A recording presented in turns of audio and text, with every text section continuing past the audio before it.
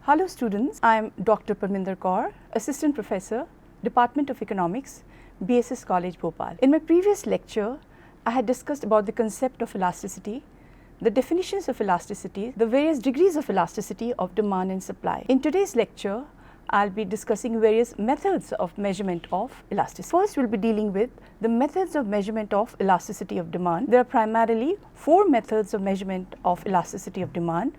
First is the percentage method, also known as the proportionate method. The second is the total outlay method or total revenue method, also known as the total expenditure method. The third is the geometric method or the point method of measurement of elasticity, and fourth is the arc elasticity of demand. First, let me explain the concept of the percentage method or the proportionate method of measurement of elasticity of demand. The elasticity of demand is a measure of percentage change in quantity demanded to percentage change in price. That means, how will you calculate the percentage change in quantity demanded? That would be new quantity minus initial quantity divided by initial quantity into 100.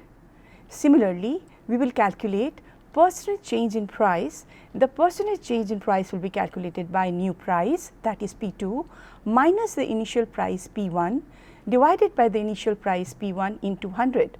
So, the formula for calculation of price elasticity of demand becomes del Q by del P into P1 by Q1.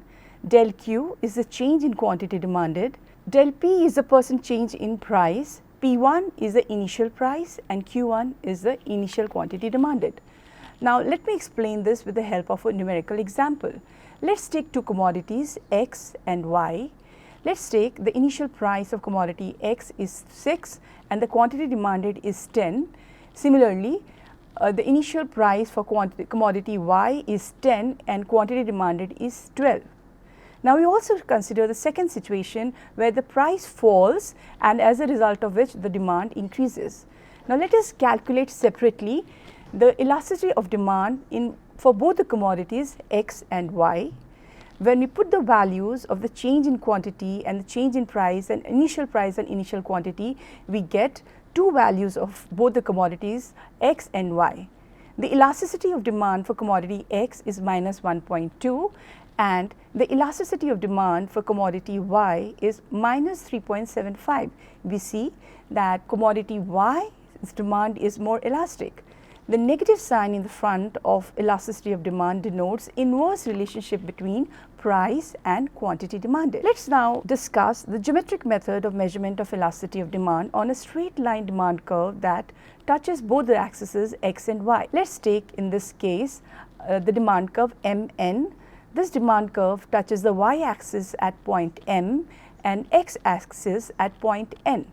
The formula for calculation of geometric method of calculation of elasticity of demand is lower segment divided by upper segment.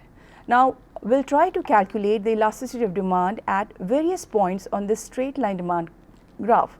The various points would be M, A, P, B, N. Let me start from the center point of this demand graph, that is point P. Now, if you look at it, at point P, lower segment is Pn, upper segment is Pm. That means the lower segment is equal to upper segment, the denominator is equal to the numerator, the value will be 1. So, elasticity of demand at point P is unitary or equal to 1. Now, let us look at points below point P. At B, the lower segment is Bn, the upper segment is Bm. The numerator is smaller than the denominator, as a result of which elasticity of demand will be less than 1. In other words, it is inelastic.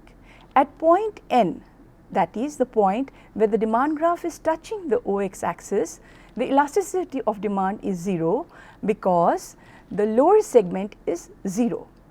Now, let us go to points above point P at point A. At point A, the lower segment is An and the upper segment is MA. The lower segment is greater than the upper segment, that means the numerator is greater than the denominator. So, the value will be greater than 1. So, elasticity of demand at point A is greater than 1. In other words, it is elastic. At point M, that touches the OI axis, the lower segment is Mn and the upper segment is 0. So, any value of a fraction which is divided by 0 is infinity. So, elasticity of demand at point M is infinity. So, we see that we are able to calculate the elasticity at different points on a straight line demand curve using this formula. Let us discuss the next way of calculating elasticity of demand through expenditure method or the total outlay method. The total expenditure incurred is calculated by multiplying price into quantity. So, we will take three situations in which we will take the initial price and the initial quantity, the changed price and the changed quantity, and see what is the impact of this change on the total expenditure. Let us take situation A. The price of the commodity is 10 and quantity demanded is also 10 units. The price falls from 10 to 5. The quantity demanded increases from 10 to 25 because there is inverse relationship between price and quantity demanded. If you look at the total expenditure increases from 100 to 125. So, we see an inverse kind of relationship that exists as a result of fall in price, there is an increase in total expenditure. So, whenever these two variables move in opposite direction, that is, if the price falls, total expenditure increases. Otherwise, if the price increases and the total expenditure decreases, that is, both of them move in opposite direction, in that case the elasticity will be greater than 1. In other words, we would say the demand is elastic. Let us take the second situation, that is situation B. The price is falling from Rs 10 to 5, the quantity demanded increases from 10 to 20 because of inverse relationship between price and quantity demanded. But if you look at the total expenditure remains the same, that is 100. So, in such cases where as a result of increase or decrease in price, the total expenditure remains same, in such situation elasticity of demand is equals to 1 or it is unitary. Now, let us look at the third situation. The price is falling, the quantity demanded is increasing from 10 to 15, but the total expenditure is decreasing from 10 to 75. So, whenever both price and total expenditure move in the same direction, that is, if price falls, total expenditure also falls. If price increases, total expenditure also increases. In such a situation, elasticity of demand is less than 1. In other words, we would say that the elasticity of demand is inelastic. Now, we can also represent this expenditure method with the help of a total expenditure graph.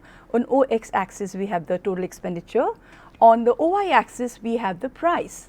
Now, if you look at the initial portion, that is upward rising portion of the total expenditure graph, we see a positive relationship between price and TE. If the price is increasing, the total expenditure is also increasing, showing that both are moving in the same direction. So, here the elasticity of demand will be less than 1. Now, let us go to the vertical part of this total expenditure graph. We see in spite of increase or decrease in price, the total expenditure remains constant. So, in such a situation, the elasticity of demand is equals to 1 or unitary. So, let us look at the next point, that is the region, the upward rising part of the total expenditure graph. We see that both price and total expenditure are moving in opposite direction. Okay, so there is an inverse relationship. So, when these two variables move in opposite direction, we say elasticity of demand is greater than 1. So, these were the methods of measurement of elasticity of demand. Now, let us come to the methods of measurement of elasticity of supply. Majorly, there are two methods, percentage method or the proportionate method and the geometric method or the point method. Now, the percentage method or the proportionate method is exactly the same the way we calculated the percentage method of calculation of elasticity of demand. The formula remains the same with a little slight variation.